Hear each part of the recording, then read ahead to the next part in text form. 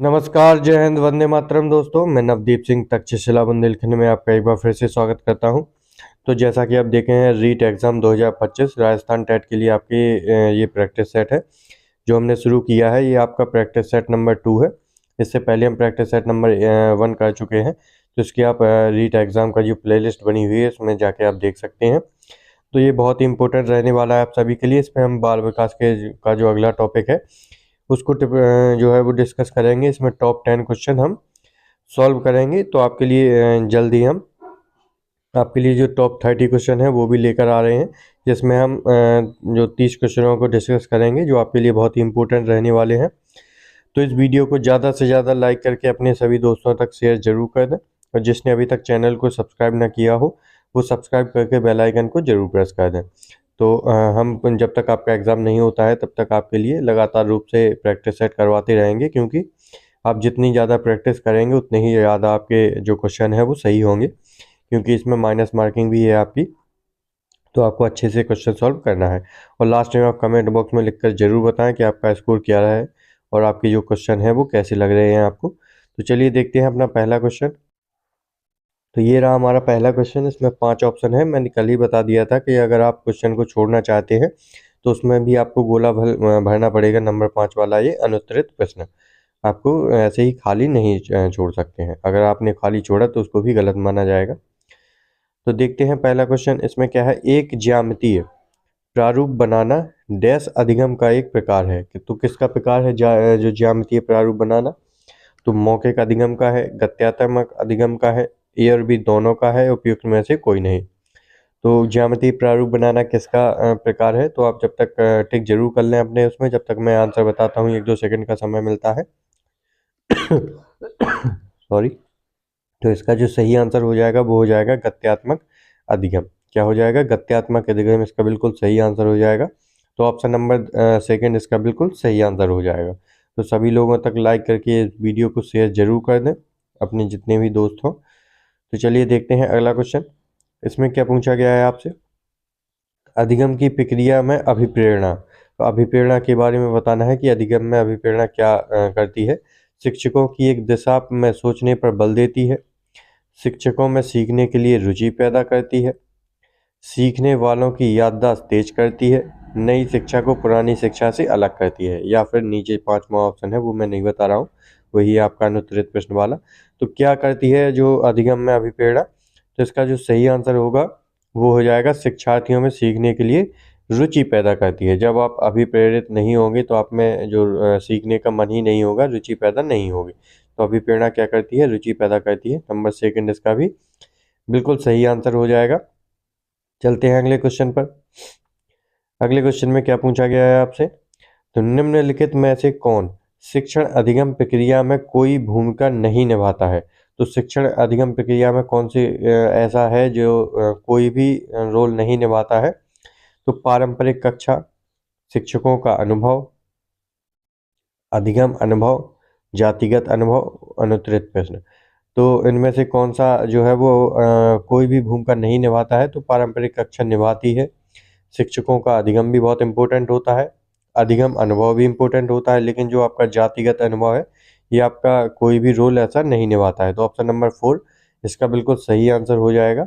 Option number 4, जातिगत अनुभव आपका शिक्षण अधिगम प्रक्रिया में कोई भूमिका नहीं निभाता है। आगे चलते हैं, अगला क्वेश्चन है। इसमें क्या पूछा गया है आपसे? निम्नलिखित में से वैचारिक अधिगम के लिए सबसे उपयुक्त दृष्टिकोण क्या है? तो वैचारिक अधिगम के लिए सबसे उपयुक्त दृष्टिकोण क्या होगा? गहन अधिगम दृष्टिकोण, पृष्ठ अधिगम दृष्टिकोण, सामरिक अधिगम दृष्टिकोण, स्मृति आधारित अधिगम दृष्टिकोण। तो इसका क्या आंसर हो जाएगा? किसके लिए पूछा गया है आपसे? वैचारिक अधिगम के लिए सबसे उपयुक्त दृष्टिकोण क्या हो जाएगा इन चारों में से? तो इसका जो सही आंसर होगा वो हो जाएगा आपका ऑप्शन नंबर 1, गहन अधिगम दृष्टिकोण। जब वैचारिक अधिगम करेंगे तो आप गहन रूप से अधिगम करते हैं। तो इसका जो ऑप्शन नंबर 1 है वो बिल्कुल सही हो जाएगा, गहन अधिगम दृष्टिकोण। आगे चलते हैं अगले क्वेश्चन पर आपके। तो अगले क्वेश्चन में क्या कहा गया है आपसे? ये रहा आपका अगला क्वेश्चन। निम्नलिखित में से कौन से अधिगम को प्रभावित करने वाली कारक हैं। तो इन 4 में से कौन से ऐसे कारक हैं जो अधिगम को आपके प्रभावित करता है? तो परिपक्वता, तत्परता, पर्यावरण और अभिप्रेरणा, ये 4 दिए गए हैं। तो इसमें है केवल 1 और 3, केवल 2 और 4, केवल 1, 2, 3 या फिर उपयुक्त सभी। तो आपको पता होगा परिपक्वता भी अधिगम को प्रभावित करती है। जब तक आप परिपक्व नहीं होंगे तब तक आप उस पार्टिकुलर अधिगम में नहीं जा सकते अच्छे से। अगर मान के चलिए कि 2 साल के बालक को हम कुछ बड़े लोगों की चीज़ें सिखाएं तो वो नहीं सीख सकता, क्योंकि वह उस चीज़ के लिए परिपक्व नहीं है। तत्परता बहुत इम्पोर्टेंट रोल निभाती है कि आप उस चीज़ को सीखने के लिए, काम करने के लिए कितने तत्पर हैं। फिर आता है पर्यावरण। पर्यावरण भी उस चीज़ को जो है वो प्रभावित करता है बहुत ज़्यादा, और अभिप्रेरणा भी बहुत प्रभावित करती है। तो इसका जो ऑप्शन होगा उपयुक्त सभी, इसका बिल्कुल सही आंसर हो जाएगा कि आपका जो चारों चीज़ें हैं वो बिल्कुल आपकी प्रभावित करती हैं। तो ऑप्शन नंबर 4 बिल्कुल सही आंसर हो जाएगा। आगे चलते हैं अगले क्वेश्चन पर। अगले क्वेश्चन में इसमें क्या पूछा गया है आपसे? निम्नलिखित में से कौन सा कार्य शिक्षा की अधिगम प्रक्रिया में एक चरण नहीं है?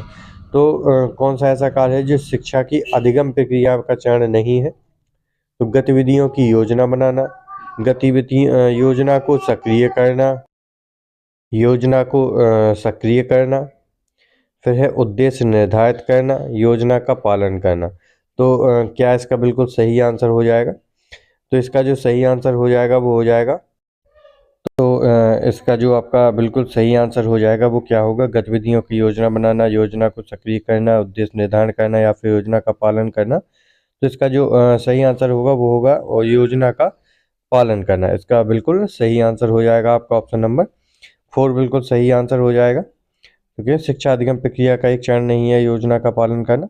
आगे देखते हैं, आगे अगला क्वेश्चन है आपका क्या है? थोड़ा लंबा क्वेश्चन है, इसमें ऑप्शन लंबे हैं। निम्न में से कौन सा एक नए संप्रत्यय के अधिगम को बढ़ावा देता है? तो जो नए संप्रत्यय के अधिगम को बढ़ावा देता है, कौन देता है? नए ज्ञान को अभ्यर्थियों के पूर्ण ज्ञान से जोड़ना, नए ज्ञान को अभ्यर्थियों के सामाजिक सांस्कृतिक संदर्भ से ना जोड़ना। तो आप तो यही समझ गए होंगे, जो सांस्कृतिक संदर्भ होता है इससे जोड़ा जाता है, तो इसमें ना जोड़ना दिया गया है, तो ये आपका गलत हो जाएगा। आगे है विद्यार्थियों पर दबाव और असफलता का डर पैदा करना। तो ये अगर आप असफलता और दबाव का डर पैदा करेंगे तो बिल्कुल गलत हो जाएगा ये आपका।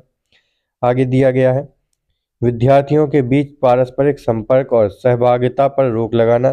तो रोक नहीं लगाई जाती है। जो पारस्परिक संपर्क है और सहभागिता, ये बहुत इंपॉर्टेंट रोल निभाती है आपके अधिगम प्रक्रिया में, तो ये भी आपका गलत हो जाएगा। तो ये जो आपके 2, 3, 4 हैं ये गलत हो जाएंगे। तो इसका जो सही आंसर होगा कि जो नए संप्रत्यय को अधिगम को बढ़ावा देता है वो होगा नए ज्ञान को विद्यार्थियों के पूर्व ज्ञान से जोड़ना। तो बिल्कुल सही आंसर हो जाता है। पहले हम पूर्व ज्ञान से जोड़ते हैं कि उसको क्या पता है, फिर उसको जो पता नहीं होता है उसकी साइड हम लेके जाते हैं। तो ऑप्शन नंबर 1 इसका बिल्कुल सही आंसर हो जाएगा।